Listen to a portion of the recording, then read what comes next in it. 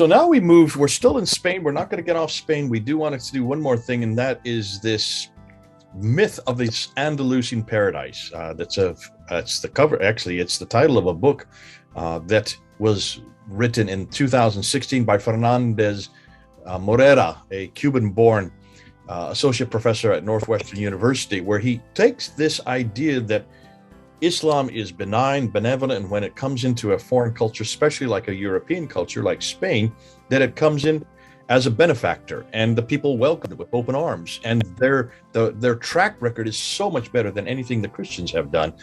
This has always been, I've always got this in the neck. Adnan Rashid, who is a friend of mine, I've debated him a number of times. He would always use this. In fact, he did his master's thesis. I don't know if he finished it. He was doing his master's thesis on this very area and on this very narrative of a paradise that Islam has brought. And if it's a paradise in Spain, it can be repeated today in the 21st century, is the way they always look at it. So, Thomas, you're going to help us with this because you don't even know who Fernando Morera is. You've not read his book. No. This is a whole different area. You're going to bring it from the German standpoint, from the German scholars, and from your own studies. Tell us what really did happen in Spain. Was there a paradise there? Is this something that Muslims can support and defend, or is there another narrative that we need to know about? Yeah, exactly. So that's why I thought it's really important to bring this up, because this myth is really still extremely prevalent. And I myself, I always assumed it to be true because you hear it everywhere, by not just by Muslims, but by like anyone. And that's also how I want to start today, because I have a quote which comes from a paper by the UNESCO.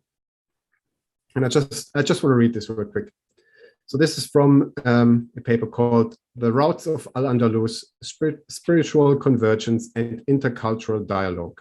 And this is done by this panel of intercultural dialogue of the UNESCO. And they write, so this was just not too long ago, within the last decade or so. They wrote, throughout the period of Islamic rule, Al-Andalus was a remarkable example of outstanding model of tolerance.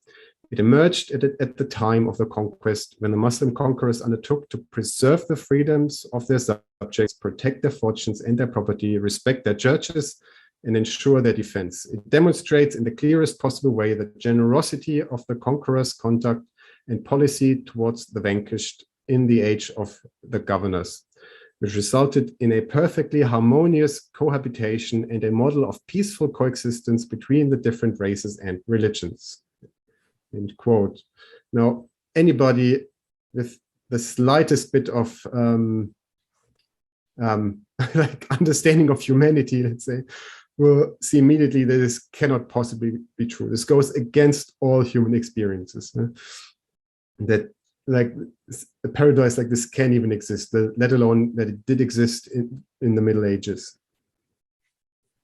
Now, what a lot of these proponents of this myth of the Andalusian paradise bring up, and as does this UNESCO paper, are Ibn Rushd and Ibn Maymun, or in the Spanish version, Averroes and Maimonides.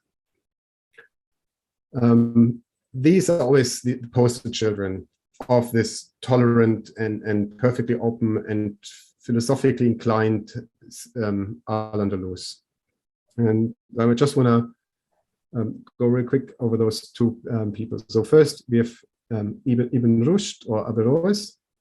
He lived from 1126 to 1198. He was a physician, a jurist, and philosopher, and he's called father of European rationalism by many.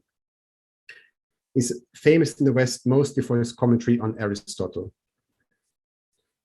But the thing is, while his books really were very popular in Christian Europe, they were burned in Al-Andalus. And he had to go in exile. His writings were banned. His legacy played no role in the Islamic world whatsoever, let alone in Al-Andalus. And his work was only preserved by Jewish and Christian scholars in Europe, because they valued his work. So to bring him as an example of this open culture is really, it proves the opposite. I mean, it proves, yes, there was this guy, he did write an important commentary on Aristotle, which was very, very popular in Europe. But immediately he was ostracized for it. So not a great start. So the second one in our list here, Ibn Maymun. He was a Jewish philosopher, astronomer, and physician.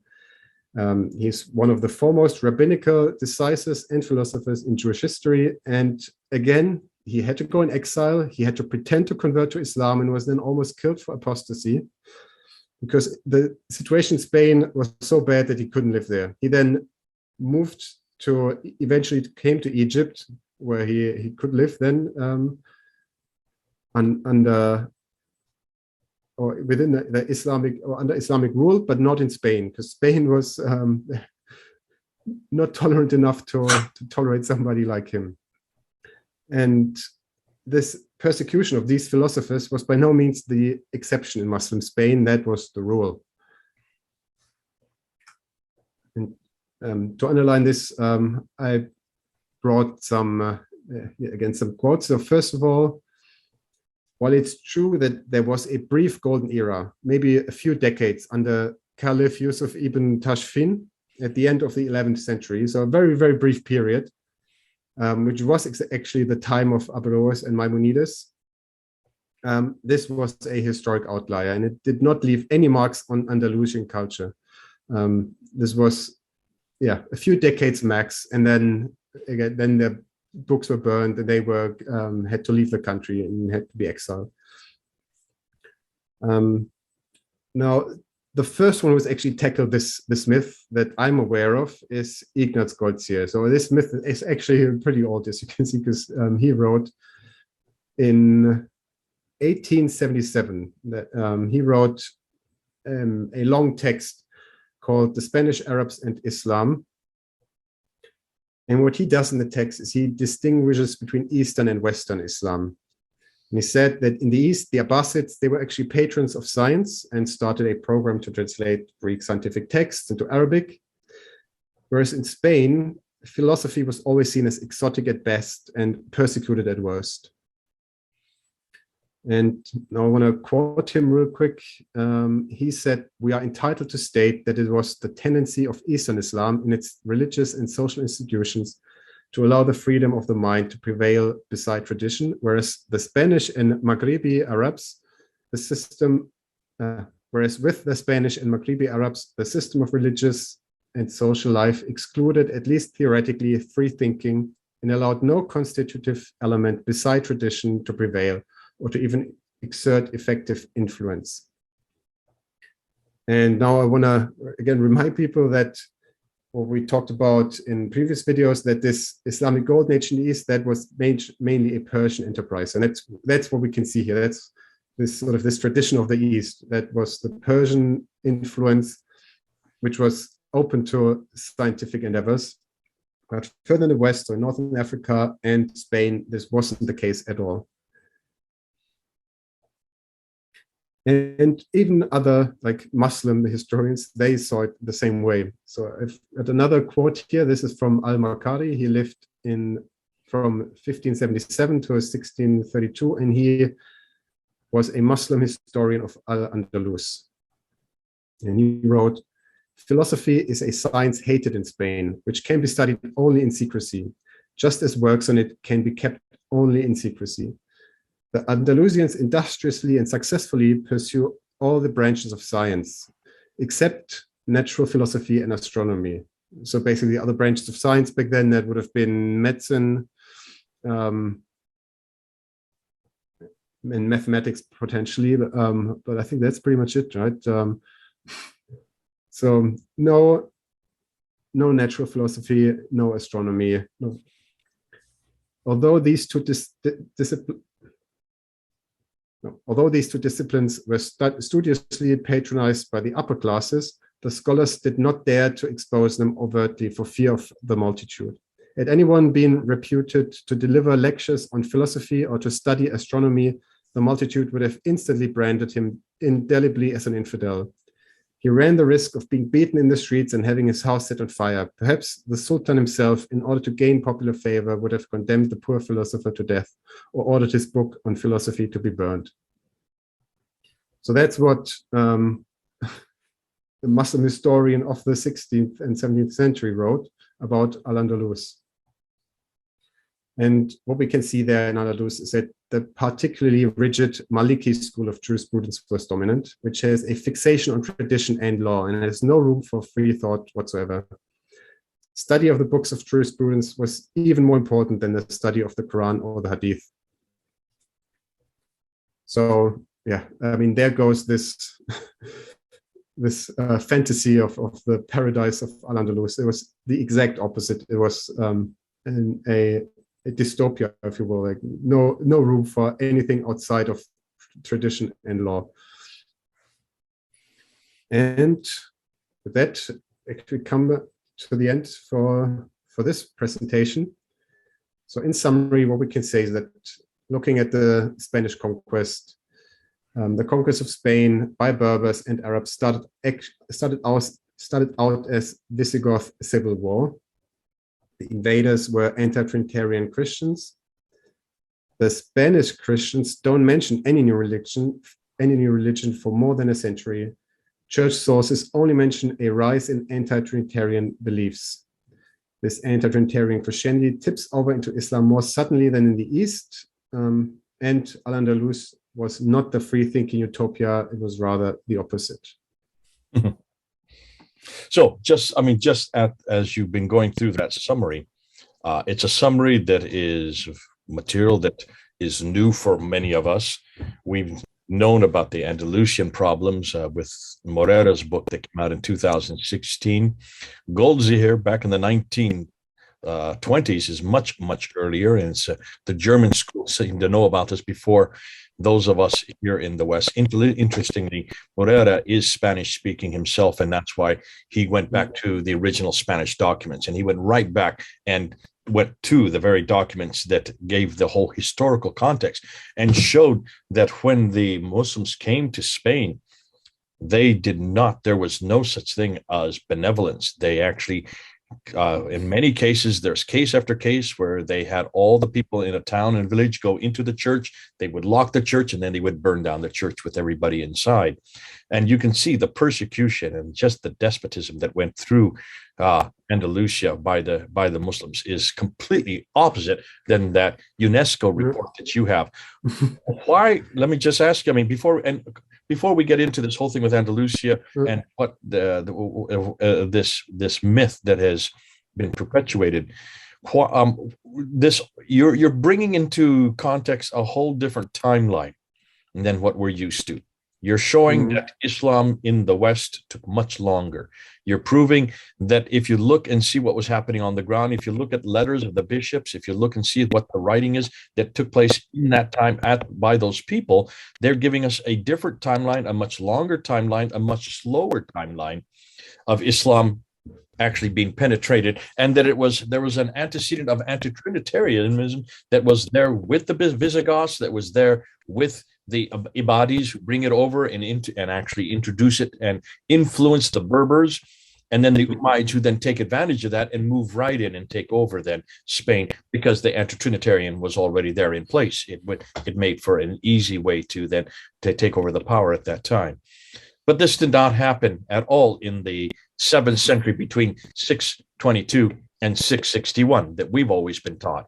This happened right up until 850, up until Rahman II really was the one that introduced it in a big way as an authoritarian environment. So that's a whole different timeline, a whole different context. By looking and seeing that the standard Islamic narrative is hopeless, even on something as important as this. I hope people are realizing that we've got to throw the standard Islamic narrative out. And we've got to do what you've done, Thomas, what the Germans have been doing, and that is going back and reading what the documents on the ground. Ignaz Goldziher did that. And that's why it's important that we go back and see not only what he is saying, but also Al-Makari, who is a Muslim himself in the 1500s up to the 1600s. He even was saying that there was a hatred of philosophy in Spain. I don't know why today there is this view of Spain being a paradise. Where do you think this came from? How did it become so strong a narrative? We can trace this actually rather nicely, but it's it's a long story.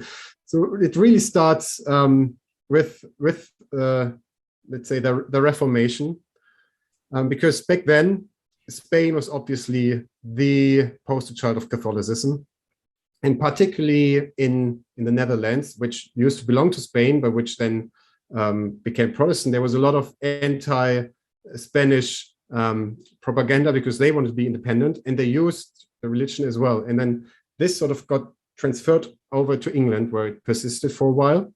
So there's always this image among the Protestants in Europe that Spain is this evil country. They have the evil Inquisition and so on. So that was one element. A couple of centuries later, then came the what's called Romanticism period, right? And now these people, they look back at the time before the Reconquista, and they idolized it a little bit. So they looked at it in this romantic way. They looked at those old palaces. And oh, this must have been great people. So that's sort of what was going into the 20th century. And then we had the Spanish Civil War. And there we had the fascists who used this Reconquista language, right? They say we need to take control of Spain back. So like like in the Reconquista against the Muslims. So now our new enemy are the communists, more or less. And then the left side, they took also this narrative, and they then identified with the Muslims. They said, okay, now these are the new conquistadors, and now we are the new Muslims. So and the left, they were the intellectual elites. They were in the universities already in the 1930s. And this is really, they've just swallowed this. And it's not even that they necessarily fabricated history, but now they have a confirmation bias, right? So they identify with the Muslims against the people who are reconquering Spain. And they can find it in history in those writings from the Dutch and from the British. They can find it in like the stories from the romantic period, and it really has ingrained itself in academia because of it, and it's spread from Spain across the world really. And it's only in recent years that people are remembering again, like this time before the Spanish Civil War, when people like Ignaz Goldziher were more open to actually looking at the real history. And actually look at the evidence on the ground, because yeah, as I said, I think what we've been seeing is a lot of confirmation bias, people wanting this to be true because they identified like with the struggle of the poor Muslims who were kicked out by these evil Catholic conquerors. Well, fascinating. So it's really what you're saying is it's all reactionary. Yeah, on all sides, like everybody uses history to tell like their story, their mythology, and at some point it's just once people start believing it, then we get these consequences. Yeah. Well, listen, you've done a great job by going back to the time period, by going back to the events of that time, by going back and putting it into a timeline so we can follow it date by date by date, person by person by person, and showing who are the major players in their context at their time. And that helps us because we've always want to see what history tell us, not what a reactionary group tell us, or what European academics are telling us, or even what Muslims now have taken and are running with. And as a result, it's good to be able to reassess and realize much of the history took much, much longer, did not come. What we've been told that everything that Islam was and became and is still today happened in a 22-year period from 610 to 632. The politicization and everything that happened with the civil wars and all the rest, that happened a little bit more. The entire eradication of Christianity from Northern Africa, that happened within a 40-year period between 622 and 661.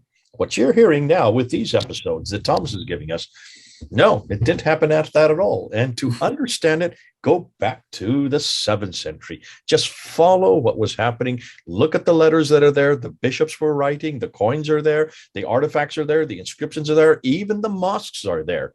And they're not pointing towards Mecca at all. So there's something else happening here. It's when you start looking at all the artifacts on the ground, Don't listen to the philosophies that are coming out of the narrative that's coming out of the Abbasid period. That's all that we've depended on. Let's look at the rocks. And if we're not going to cry out, the rocks are going to cry out for us. God bless you. Thank you so much, Thomas. This has been a good series of episodes. It's a great way to wake people up. We're going to get some reactions. Certainly the Muslims are going to react to this. They won't like it. So you'll be ready with pen and paper to write your notes down, and we'll probably come back to answer some of the best questions. Please do get your questions down so we can hear them, and also to help you out, because that's what we want to do. Make sure that you see not what happened from what the Abbasids have been telling us. That's the Islam of faith. We want to know the Islam of history. And to understand the Islam of history, you need to go back to the historical record. Thanks so much, Thomas. God bless you. This is Jake. Thank you. And Thomas. Over now.